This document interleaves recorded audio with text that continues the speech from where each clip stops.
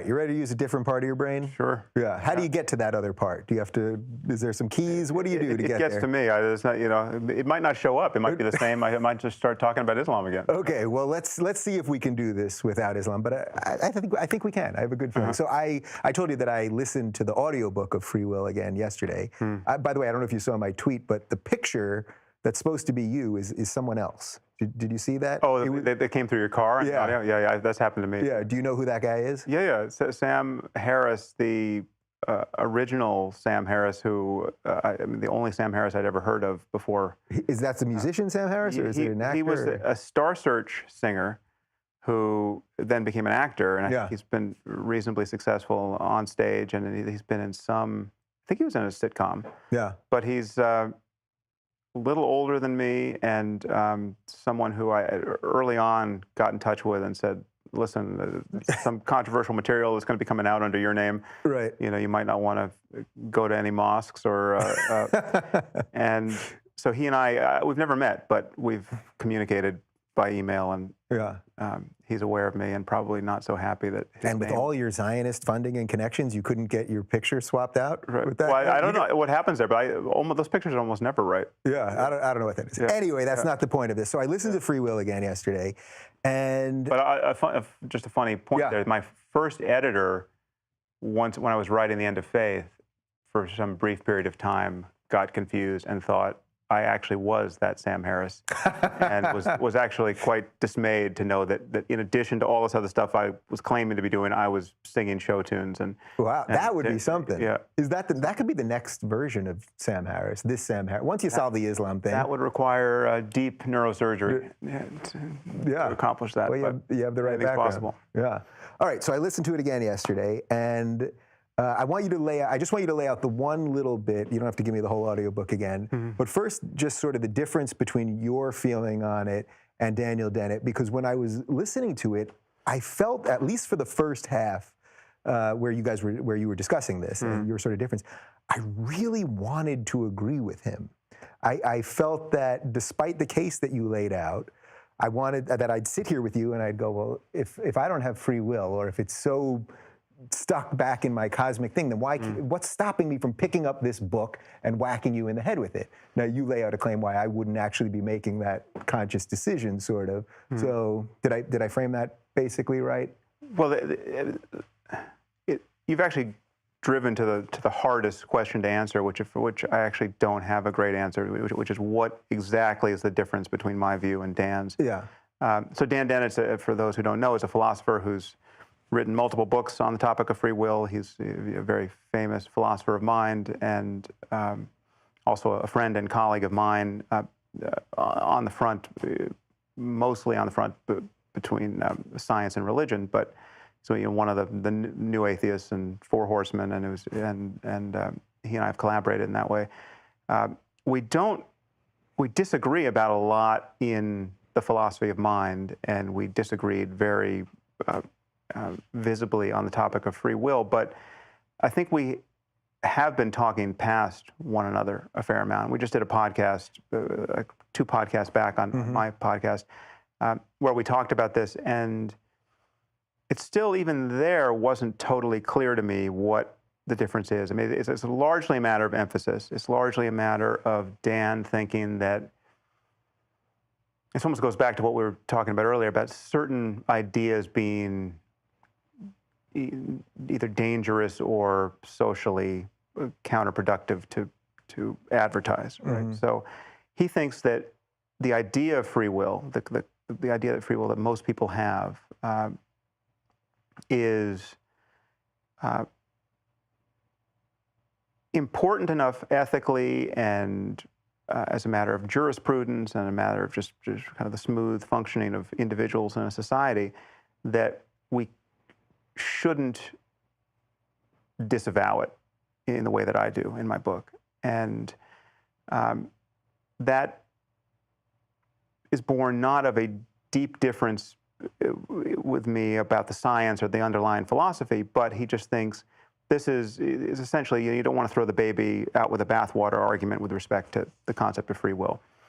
Now, I think actually the concept is bad enough and comes with enough of its entangled problems that getting rid of the concept actually does good things rather than bad things. And so I think we differ on that a little bit. But again, it's not totally clear. Right. But just to get people up to speed here, most people are walking around with a sense that of what philosophers call libertarian free will. It's a sense that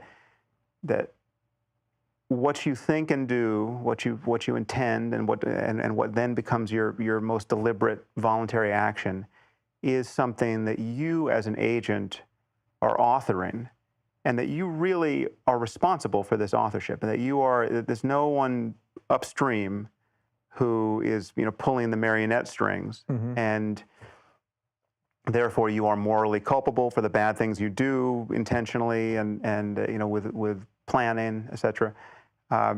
So as you say in the book, so that you, for example, that you make a conscious decision on this morning to have coffee instead of tea. Right. That there's nothing written that's sort of pushing you one way or another, but that what they would say is that you are making these decisions in the moment for whatever reasons you're making them. Fair? Yeah, but the devil's in the details of what you mean by you. So to give Dan his due here, Dan thinks that you is not just your conscious awareness of yourself. It's not who you feel yourself to be subjectively. It's the totality of your person. It's all the neural activity in your brain that you're not aware of, but it's still you because in your body, right? So, so there's a kind of a first person way of talking about you, which is your sense of yourself, your subjectivity. And there's a third person way of talking about you, which is from the outside, just your body, your genome, your you as a person. And those don't totally map on to each other, because what you're conscious of as a subject is not the totality of what's going on in your body. You're certainly not conscious of your genes transcribing proteins, and you're not conscious of most of the neural activity going on in your brain, right? So what you're conscious of includes, for most people, a felt sense that you are the thinker of your thoughts and the initiator of your actions, and you are an agent, you're a subject in consciousness, as opposed to just the kind of a space in which things are happening, right? And so, I mean, to put a few things to the side, no one's disputing, I'm not disputing, and Dan wouldn't dispute, we agree that there are important differences between voluntary and involuntary action, and there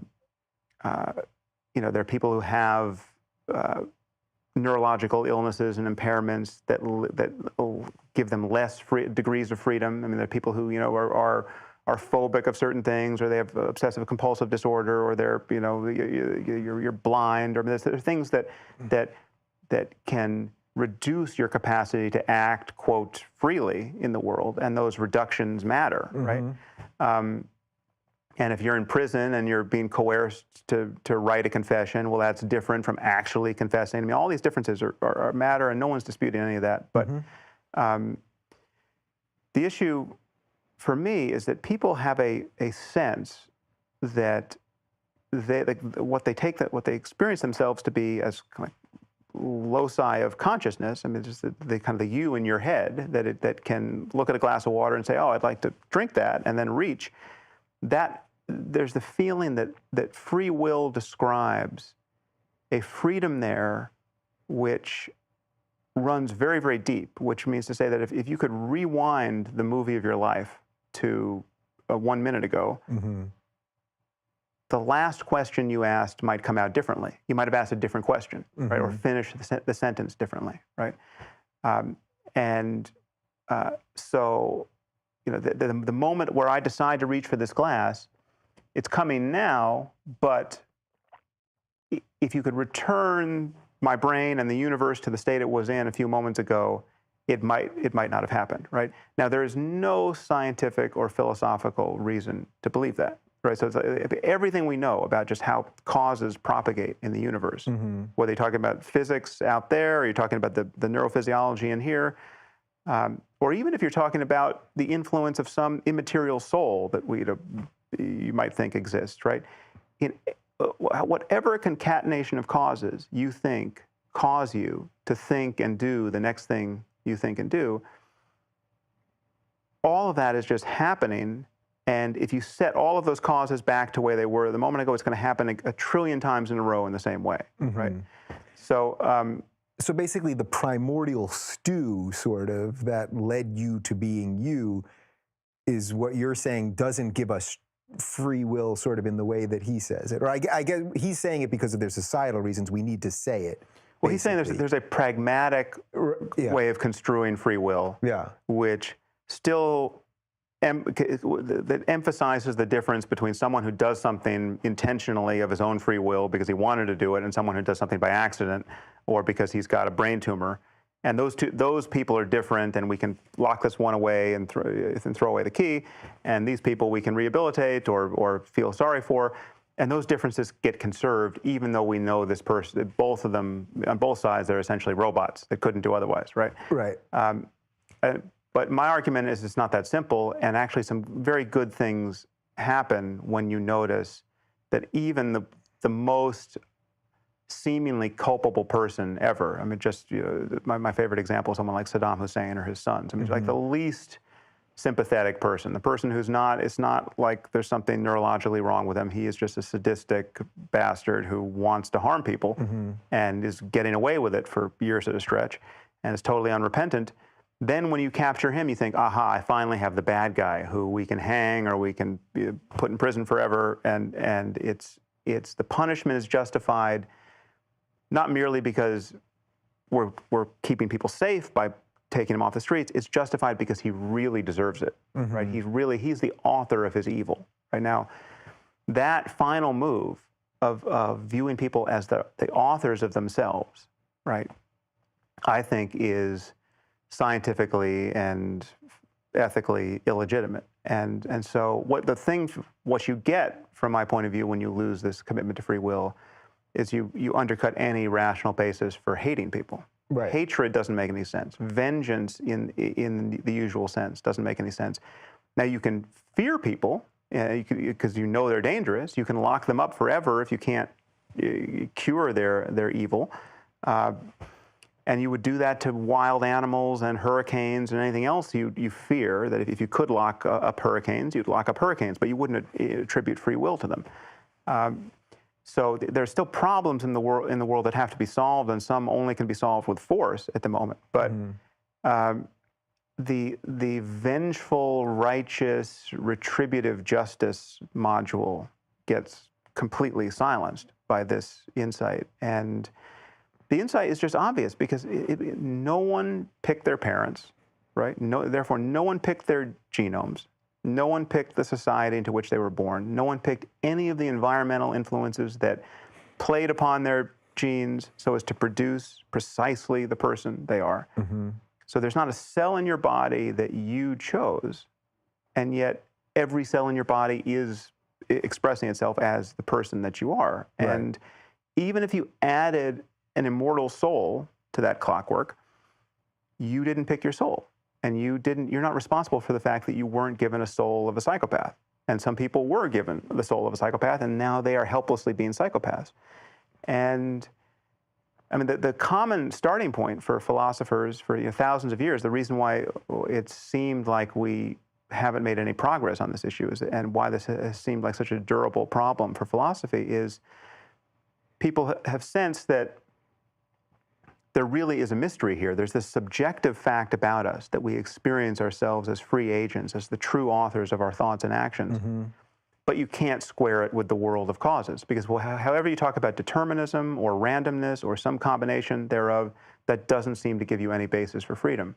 But what I do in the book and what I'm doing now is argue that actually the subjective side is an illusion. We don't actually have this experience of free will. So I mean, it's not that free will really is an illusion merely. The illusion is an illusion. If you look closely at the illusion, you realize it wasn't even there in the first place. And this is, you sort of have to know how to meditate to really take this deeply. But I mean, most people can intuit this if they just are led to look at their inner lives a little more closely than normal. So if I ask you, I don't think I run this experiment in the book, but I've done it with some audiences. But if I ask you to think of a famous person right now, just think of somebody famous. Mm-hmm. And let's do this a few times just so you can be sensitive to the process. And now forget that famous person. Just think of a totally different famous person. Pick him or her. Mm-hmm. And do it one more time, but just pay attention to what the experience is like of picking a new famous person. Okay, so you have somebody? Mm-hmm. Okay, so now on either of those trials, did you think of Sylvester Stallone? No. Right, okay, so you know Sylvester Stallone is a famous person. Right. So like I say Sylvester Stallone, you that's a perfectly good candidate for being a famous person, right? Mm-hmm. Now, and the first thing to point out is, so here, if we can't find freedom of will here, it's nowhere. I mean, this is as free as it gets, right? I mean, it's just you with your thoughts. You can take as long as you want. You could have taken an hour to think of a famous person. You could have gone through the inventory of famous people and picked one. But let's find freedom here, right? Because this is you just picking without any coercion which famous person of all the famous names you know, which you're going to focus on. Well, first of all, there are all the famous people who you just don't happen to know about, right? So you couldn't have picked them. There's no freedom there because their names couldn't have occurred to you. You know, famous, Norwegian actresses, right? You may know none of them, right? And so there's no freedom there. So then there's the set of famous people who you know, who could have possibly occurred to you.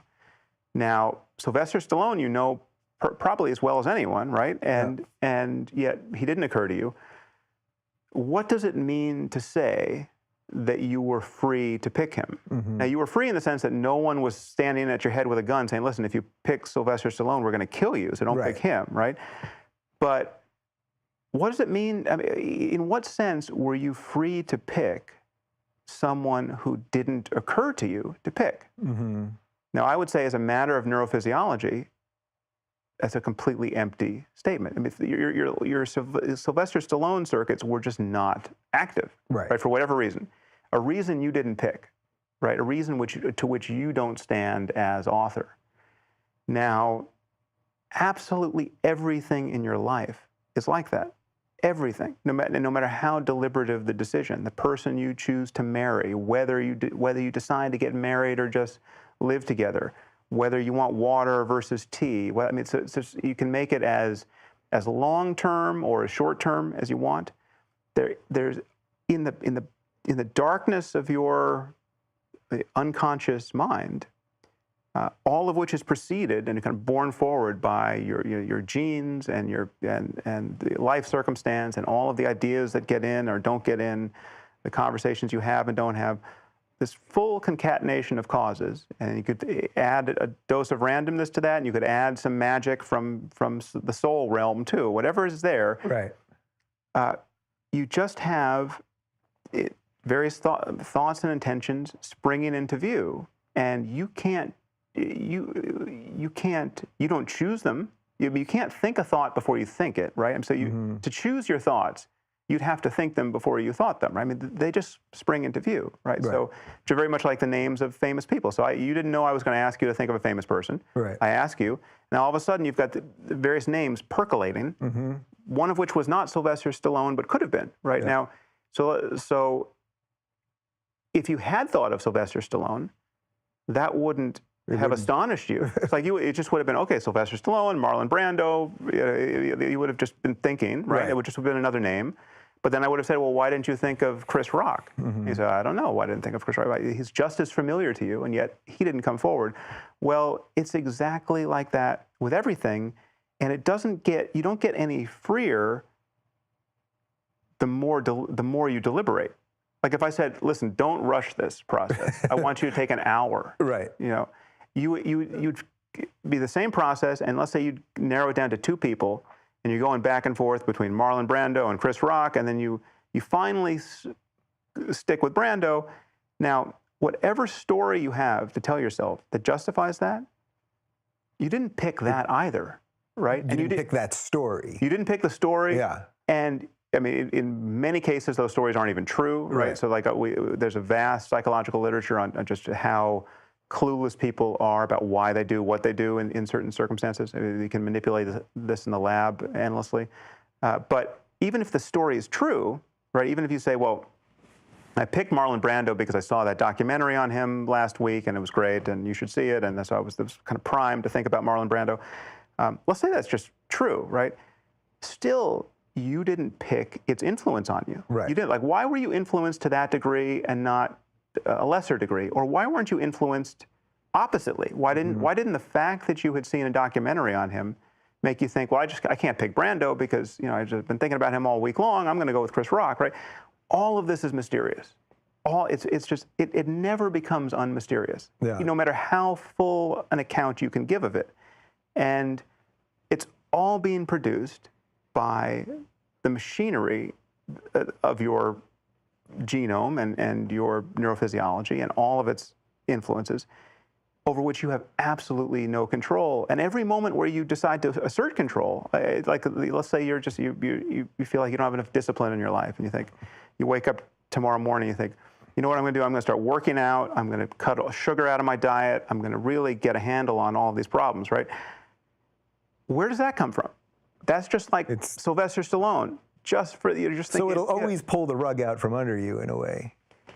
It's always coming out of the darkness. Yeah.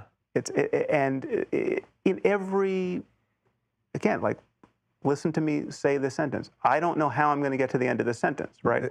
There are times where I fail to get to the end of the sentence. I don't speak grammatically correctly, right? Right. But the successfully completing a sentence is as mysterious as anything else. Like, how do you follow the rules of grammar when you speak? I don't do it that well often, but I think I might have screwed that up. It's a miracle that you do it at all, right? Right. But I mean, the same thing. It's like this is as intentional an action as you're ever going to find. Like I'm choosing to move my hand. Well, how do I do it, right? I mean, if you move your hand, it is subjectively, I mean, and again, it doesn't matter how much you know about the process in third-person terms. You can know about, muscle fibers and action potentials and, the names of every neurotransmitter involved. And you could write a book about what is actually going on when you move your hand. Mm-hmm. And you could be the person competent to write that book. And you could still, as a matter of your first-person subjectivity, have no idea how you accomplish this. Mm-hmm. And if you suddenly couldn't, right? If you were suddenly paralyzed, that would be as mysterious as well. It would just be, this thing that you were taking for granted, albeit for reasons that are totally mysterious, suddenly stops, right? And so that is so my argument is that we don't actually experience the free will we think we experience. We don't experience ourselves being the true authors of our desires and our intentions and our thoughts and these things that lead to actions. We actually experience ourselves as part of the universe. I mean, we are forces of nature. We are being played. Our strings are being pulled by the universe. So to bring this back to where we started, so if I picked up this book right now and whacked you in the head with it, you don't deny that I'm making the choice to do that, but basically you're saying it is all of the history of everything in my brain and my parents and all the things that went on before me was me, sort of, that will have given me a sort of framework to decide to do that or not, but I don't really even understand that. Because I'm making the choice not to hit you with this. Yes. I could try and just see what we can really see if this works. Well, this is what people are worried about. There is a difference between doing it intentionally and not, and that difference is still conserved. Because let's just unpack what this means. If someone intentionally hits you, as opposed to hitting you by accident, right, that says much more about their minds. I mean, an intentional action is associated with intention. It's associated with it's the kind of thing that you kind of modeled in your mind before you did it, right? And you picked your moment, and then you did it. And these tend to be the kinds of things that you wanted to do. You had some goal associated with doing it, right? You would do it again if given the chance, right? So like the person who physically harms you on purpose, as opposed to the person who just didn't see you were there and just backed into you, right? That person it is actually an expression of ill will, right? And that's all of those differences matter. It's predictive of what that person is going to be like in the next moment. Yeah. You know, and so all of that matters for criminal trials and everything else. But the difference is that when you see that people aren't really, really deep down responsible for who they are, the psychopath is on some level unlucky to be a psychopath. If I had the brain of a psychopath, I would be a psychopath, right? And through no fault of my own, really. It then undermines a basis for hating these people. I mean, you can actually feel genuinely sorry for people who also scare you, who also, if given no other redress, you would, kill in self-defense, right? Because there's just no alternative, or you'll lock them up for the rest of their lives because you have to keep other people safe from them. But the retributive story of they really deserve it because they're evil and they're responsible for it, that goes away, and that good riddance to that. I don't see anything so it's very good coming freeing from that. ultimately. Oh yeah. And when I can remember this way of thinking, dealing with people like Glenn Greenwald, it actually helps. Perfect segue to this, because I told you before I read it, I took 8 days off or 9 days off. I locked my phone in a safe. I did not even have the code to the safe. No tweeting, no emailing, no nothing. Right. And I was on a beach that my view basically looked like the cover of the book, which was pretty nice. And I read this, and you've described, a lot of the things you've just described while talking about free will are sort of directly related to this, in terms of the way we think and sort of being unable to control what the next thought is, or even why we have that next thought and all that stuff. So before we get into that, though, can you just tell me a little bit about where did this desire come from in you? In the book, you kind of talk about doing some drugs when you were younger and traveling a bit, and you've studied with all kinds of shamans and people all over the world and all this. But when you were 12, were you into this sort of existential stuff, or did it spark later, or was it the drugs, or what? Well, actually, it did start pretty early. I had a best friend who died when I was 13, and so thoughts about death and just what it all means happened pretty early for me. So my teenage years were years where I was seeking to understand, religion and all the rest. I mean, all that started pretty early, but it wasn't until I think I was 18 and did MDMA, and I start the book with an account of my first MDMA trip. And that really was kind of psychological breakthrough for me, because it was not, first of all, this was before MDMA was the rave drug where everyone, you just take it at a party and never really think that you're, no doubt, I'm not discounting the positive experiences people have in that context, but when I took it, it was very much with the purpose of discovering something about my mind, and so I was just with a single friend, and we just, this drug had been advertised to us as something that could really reveal something about just the nature of the human mind and the possibility for feeling a kind of well-being that you're not tending to feel. And that's exactly what we experienced. And it was very, for those who've taken MDMA, won't be a surprise, but drugs are, again, it's also a kind of a suitcase term that isn't very useful. Drugs is a word like religion, where it names kind of vastly different quantities and spectrums of effects, and so MDMA is not at all like LSD or any other drug which it's usually categorized with. There was no psychedelic component, no change in visual properties or anything. What there was just a feeling of just a dropping away of self-concern that was totally liberating. I never realized that I was carrying around this burden of self to the degree that I was. And when talking to somebody, that part of my attention was bound up in worrying about what they thought of me, right? Like I wasn't just seeing the other person.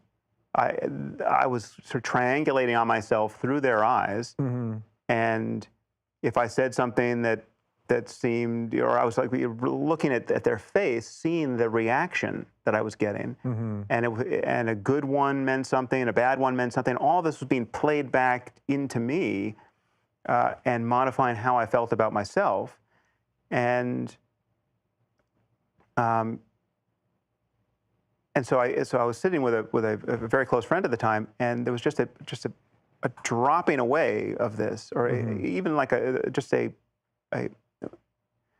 I think we didn't even notice it drop away at the moment, but just kind of retrospectively realizing, oh my God, this thing is gone, right? This monster of me, which has been behind my face for every moment that I can remember in my life, is gone, and I am just free to realize that I love and wish nothing but happiness to the person who I'm sitting with. Yeah.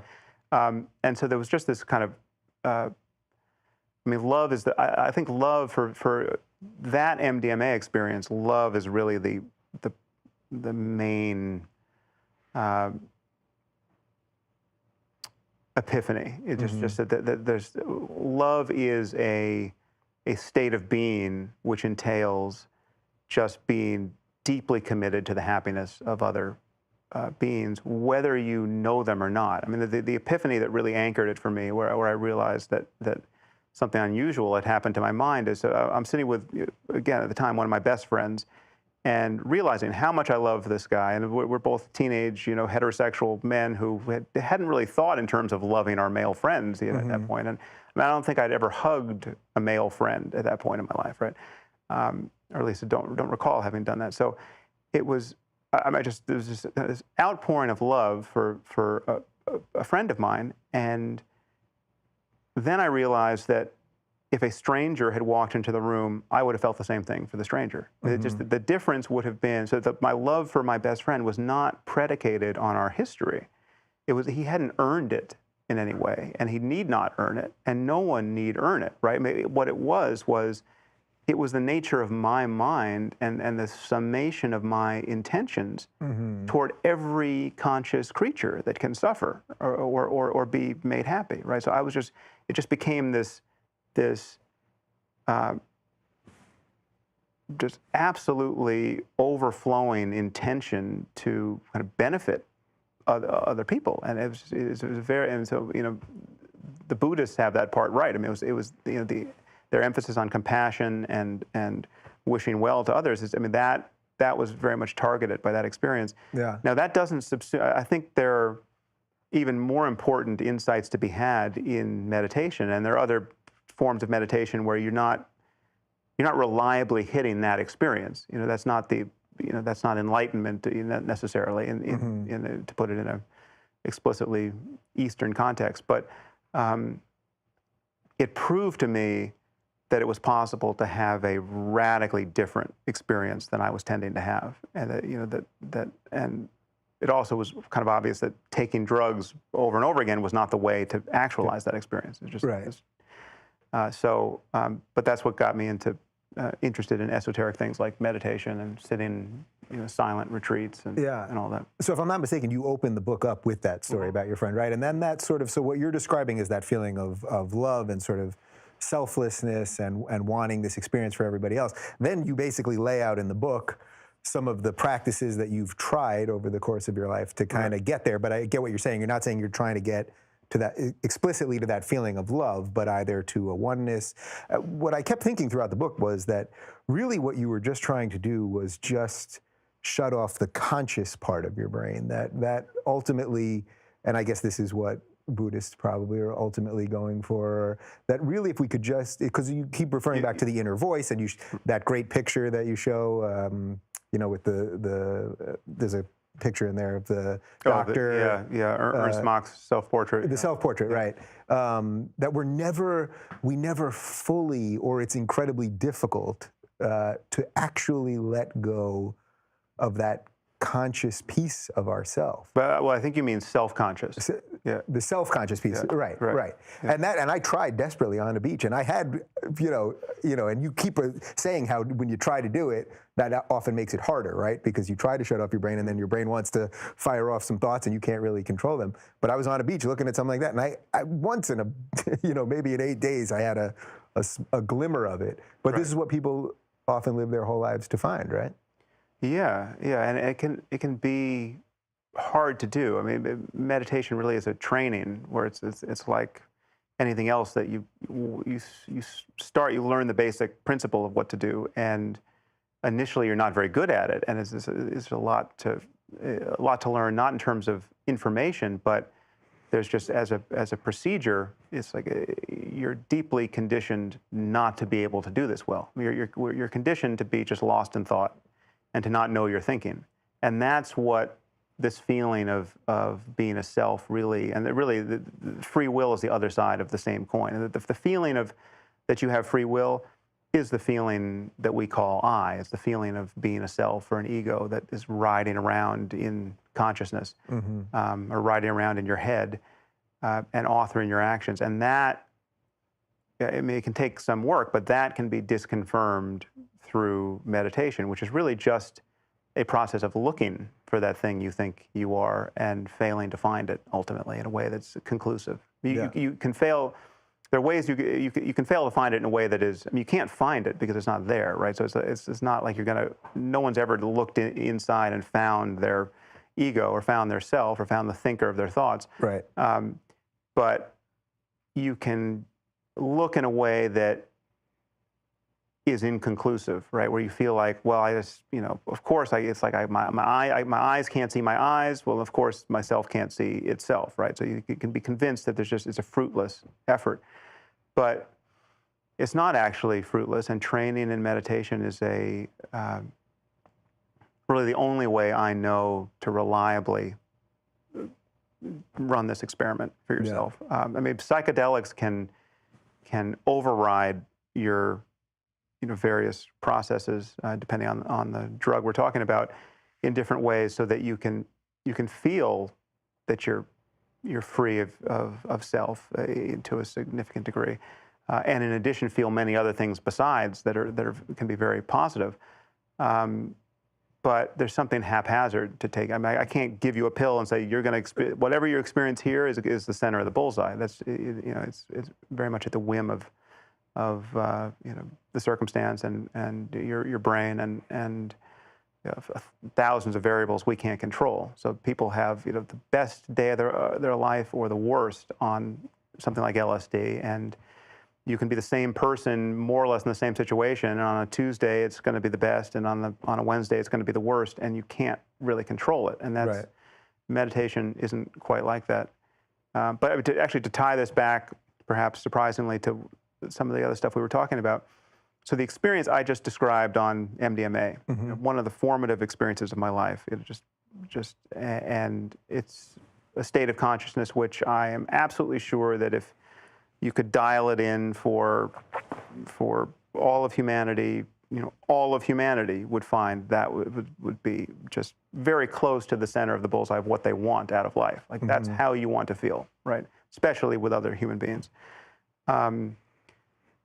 And there are many variants of this feeling, but just that there's a to speak broadly about it, there's a kind of experience of self-transcendence. Like there's a just imagine a few dials in your mind that you can turn, and there's like a feeling of meaningfulness dial. You could crank that up. Like this is just profoundly meaningful. This experience is happening right now.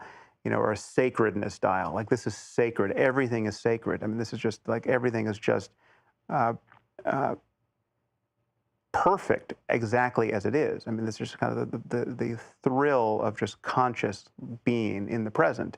It can't get any better, right? And now there's other people in it with you, and all you feel is just, you feel a dropping away of all the masks you've built up over your life, and all the paranoia, and all you feel with that person is just a positive common project, right? A solidarity. Now, again, modulo a few changes, that kind of experience can be had in contexts that are profoundly pathological, right? It can be framed by ideas that are world-destroying ideas. So, I mean, the people who think that all the guys fighting with ISIS are unhappy and just can't see what they're going to do with their lives, and so they throw their lives away in the desert of Syria, and they're not, no, they are having an experience far closer to what I'm describing in terms of meaningfulness and connection and joy and profundity, right? And there's just no question that, yes, I mean, I'm sure there's a few mentally ill suicide bombers, but for the most part, you're talking about truly devout people who are focused, right? Who've seen the pointlessness of materialism and all of their other entanglements in life. They've stepped away from trivial commitments in a way that is deeply clarifying, and it's a way that I understand from, in a totally different context, going to sit on meditation retreats for months at a time in silence. I mean, so that is to disavow every other project you could be doing, right? It's an extreme thing to do, right? And I found extreme joy in doing it.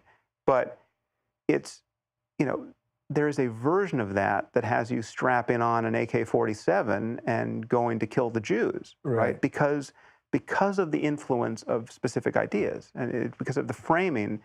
I mean, this is why ecstasy, not the drug, but the experience, isn't good enough. The experience of ecstasy is ethically neutral. Right. I mean, you can be an ecstatic, sadistic, dangerous madman, right? I mean, and yet, if we could just sample your emotional tone at that moment, it's great. Right. It could be the equivalent of the guy literally on ecstasy at the dance club having the time of his life. It could be. Yeah, but I mean, I think the suicide bomber, before he detonates, I think rather often is feeling great, right? Is not morbidly depressed, but is just sure that in the next moment he's going to open his eyes in paradise. Yeah. Right. And there's no question he's doing the right thing. And the reports of ecstatic smiles on the faces of these people before they detonate are now fairly common. So it's what we have to. And I blogged about this a little bit. I wrote a blog post. I think it's entitled "Islam and the Misuses of Ecstasy," which was my very brief attempt to get at some of this. But this phenomenon is not. I mean, yes, there are political aspects to this, and there are ordinary terrestrial grievances that some people have, and that potentiate jihadism and Islamism and all that. But at its core, you have real spiritual yearning from people and a real disillusionment with the ordinary aims of an ordinary human life, and a true belief that the creator of the universe has given us a guidebook to how to be ecstatically happy, right? And part of it entails not letting your wives or daughters out of the house, right? And covering them up so as not to destabilize your precarious well-being with prurient, ideation. Why do the Taliban not want to see naked women all over the place, or even a woman's ankle? Because it's not conducive to purity of vision, right? This is very much like a monk just deciding to shave his head and be a monk, right? In a Buddhist tradition, right? Buddhist monks don't want to hang out with gorgeous women either, because they don't want to be enticed into that, and they have. I mean, the Buddhist strategy to counteract that is to meditate on the repulsiveness of the human body. So they'll look at a picture of whoever, Giselle, and rather than stay stuck with these surface features of, here's a beautiful woman who's encouraging lust, I'm going to actually picture the fact that she actually has a skeleton in there, and lymph and bile and blood, and on the inside she's just as disgusting as any other monkey, right? Right. That sounds fun. Yeah. Well, they're Buddhist monks who do this practice, right? Because as an antidote to the stirrings of their lust, right? So, but these are very similar projects, framed by radically different ideas, leading to very different behavior in the world. Yeah, that's really interesting. So it's really about framing. It reminds me a little bit of, right after 9/11 when Bill Maher said, you can say what you want about these hijackers, but they weren't cowards. Right. Because in their minds, they were going for the 72 virgins and very possibly had smiles on their faces and were doing what they believed to be true in that moment. So it's a dangerous thing. But speaking of a dangerous thing, let's wrap up on your newest venture. Do people know what your new book's about already, or am I going to? I'm not even sure you know, or I know, given what where you're going. Yeah, I've got a few irons in the fire, so I'm. All right. Well, I don't know what your next book is, but let's talk about artificial intelligence for a little bit. How about that? Was that a segue? That works. I threatened at one point to be writing a book about AI. I think it may be an audio book that I'm collaborating on with another person. But I just gave a TED talk on AI, which is it may be up by the time this video is up, but if not in the coming months. Yeah. So I have been thinking about AI, but it's probably not the topic of my next written book. Okay. So, well, I possibly just made that up. I don't control my own thoughts. That's the problem around here. So I love science fiction movies ever since I was a kid. I love dystopian future stuff. I read all Philip K. Dick. I love Total Recall and Minority Report and, I, Robot and all of this Asimov stuff and all that. I love all of it. So I guess my first question to you on the AI front would be, I'll go with the biggest question really, which is that if we get to a certain point with AI, artificial intelligence, and robots become aware and all of that stuff, this can only end horribly, right? Is that pretty much the only? It will be good for a while, and then at some point, by their own self-preservation, basically, they will have to turn on their masters. I want the answer right now. Well, I worry about it to that degree, but not quite in those terms. It's because the concern for me is not that we will build super intelligent AI or super intelligent robots, which initially seem to work really, really well, and then they will, by some process we don't understand, become malevolent and kill us. So it's the Terminator movies. Right. That's not the concern, and I don't think that's most people who are really worried about this. That's not really what they're worried about. Although that's not inconceivable. It's almost worse than that. What's more reasonable is that we'll be building, as we are now, we're building machines that embody intelligence to increasing degree, but it's narrow AI. It's not, so the best chess player on earth is a computer, but it can't play tic-tac-toe, right? Mm-hmm. So it's narrowly focused on a specific kind of goal. And that's broadening more and more. We're getting machines that can play many different types of games, for instance, well. And so we're creeping up on what is now called general intelligence, an ability to think flexibly in multiple domains, and where your learning in one domain doesn't cancel your learning in another. And so something that's more like how human beings can acquire many different skills and engage many different modes of cognition and not have everything fall apart. That's the holy grail of artificial intelligence. We want general intelligence and something that's robust. It's not brittle. It's something that if parts of it fail, it's not catastrophic to the whole enterprise. So, and I think there's no question we will get there, but there's many false assumptions about the path ahead. One is that what we have now is not nearly as powerful as the human mind, and we're just going to incrementally get to something that is essentially a human equivalent, mm-hmm. right? Now, I don't see that as the path forward at all. I see all of our narrow intelligence is much of our narrow intelligence, insofar as we find it interesting, is already superhuman, right? So, like we have, your calculator on your phone is superhuman for arithmetic, right?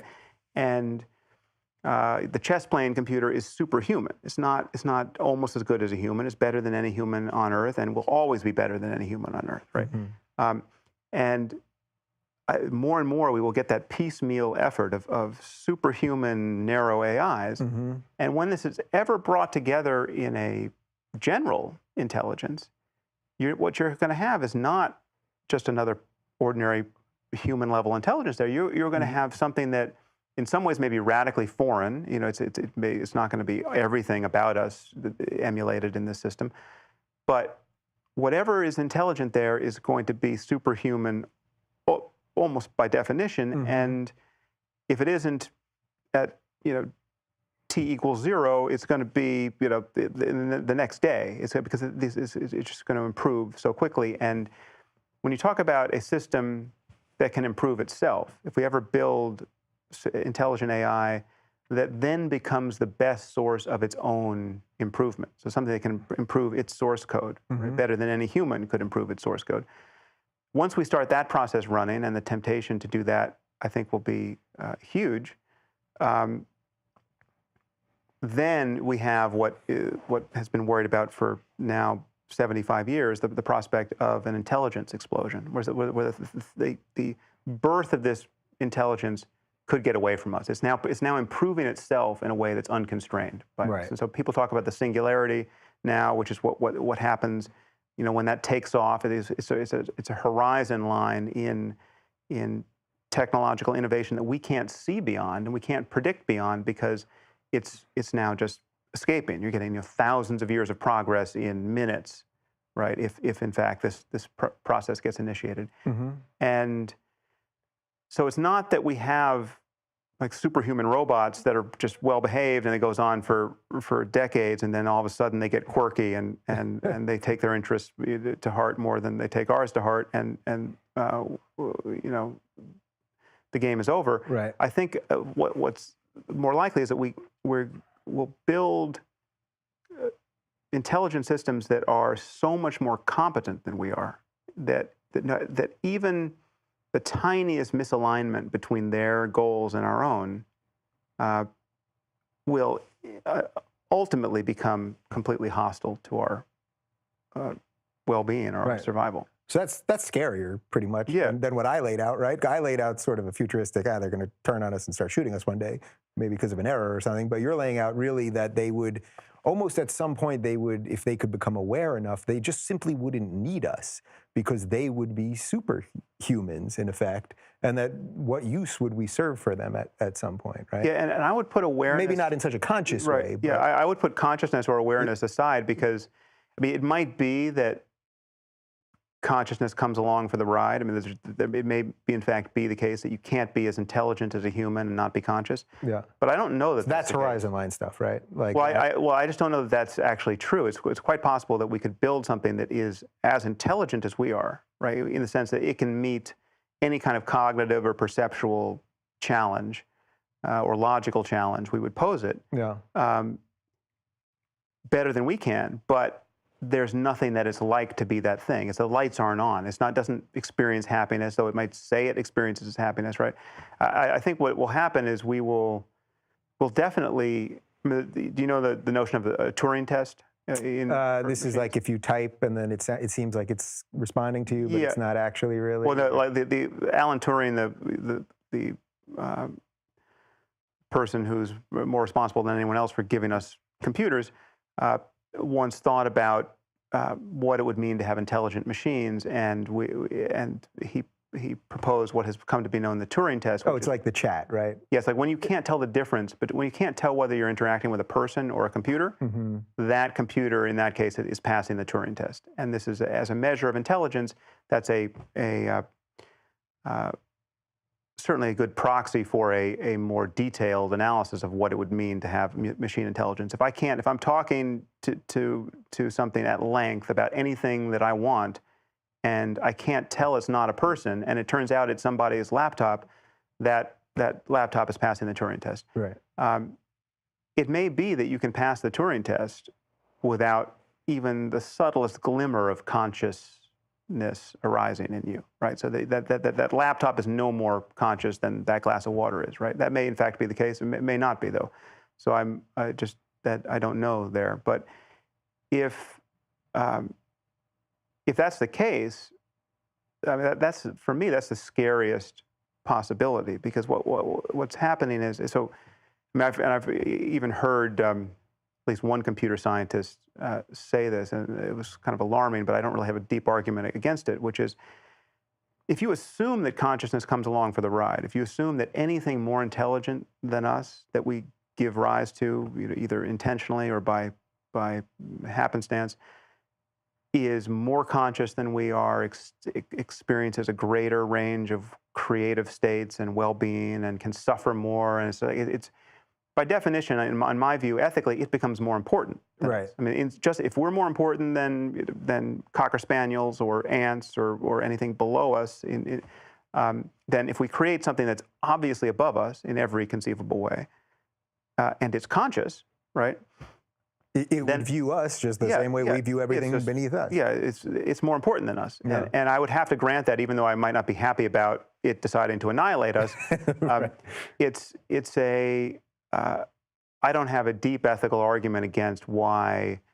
I can't say that from the a God's eye view, it is bad that we gave birth to super beings that then trampled on us, but then went on to be super in all the ways we couldn't possibly imagine, just as bacteria can't imagine what we're up to. Right. Right.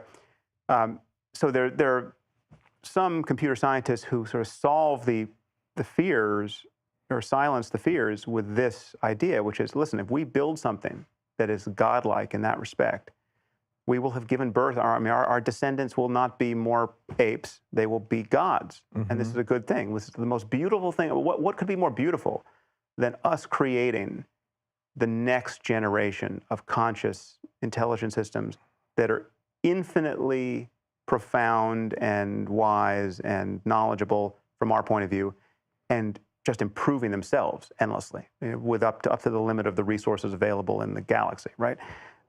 What could be more rewarding than that? Well, That's pretty good. and the fact that we all destroyed ourselves in the process, but because we were the bugs that hit their windshield when they were driving off, that's just the price you pay. Well, okay, that's possible, but it's also conceivable that all of that could happen without consciousness, right? That we could build mere mechanism that is competent in all the ways so as to, just plow us under, but that there is no huge benefit on the side of deep experience and well-being and beauty and all that. It's just blind mechanism, which is intelligent mechanism. I mean, it's just it's in the same way that the best chess playing program is highly intelligent with respect to chess, but nobody thinks it's conscious.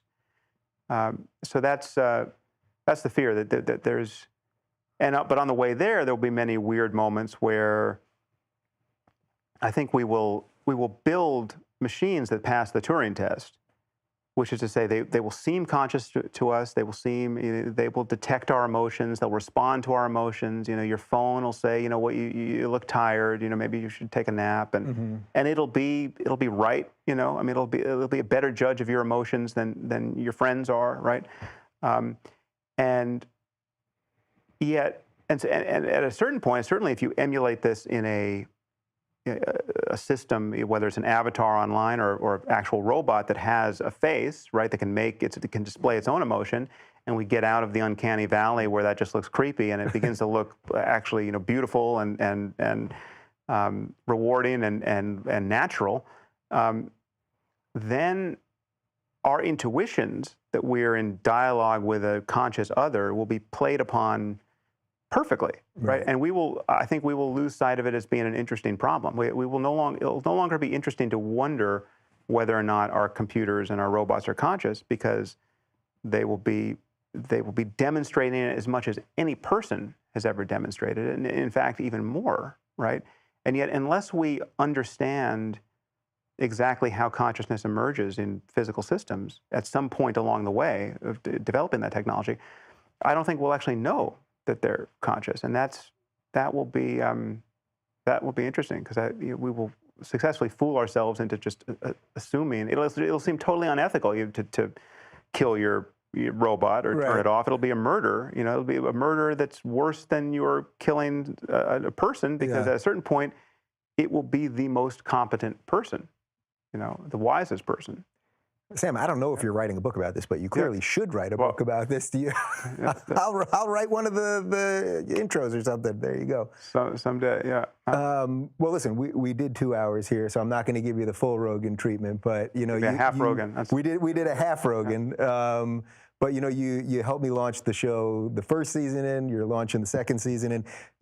Legally, you have to now launch every season.